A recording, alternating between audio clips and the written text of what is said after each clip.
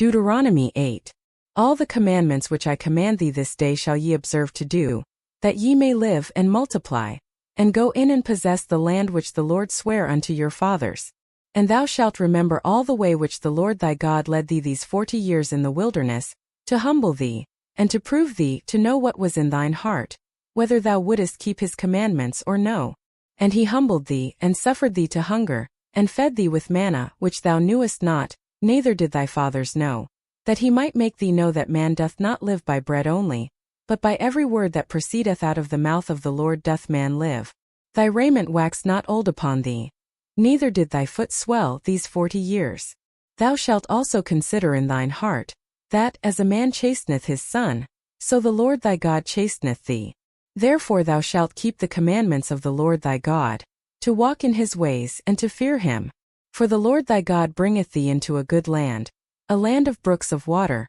of fountains and depths that spring out of valleys and hills, a land of wheat and barley and vines and fig trees and pomegranates, a land of oil olive and honey, a land wherein thou shalt eat bread without scarceness, thou shalt not lack anything in it, a land whose stones are iron, and out of whose hills thou mayest dig brass. When thou hast eaten and art full, then thou shalt bless the Lord thy God for the good land which he hath given thee. Beware that thou forget not the Lord thy God, in not keeping his commandments, and his judgments and his statutes which I command thee this day. Lest when thou hast eaten and art full, and hast built goodly houses and dwelt therein, and when thy herds and thy flocks multiply, and thy silver and thy gold is multiplied, and all that thou hast is multiplied, then thine heart be lifted up, and thou forget the Lord thy God, which brought thee forth out of the land of Egypt, from the house of bondage, who led thee through that great and terrible wilderness, wherein were fiery serpents and scorpions and drought,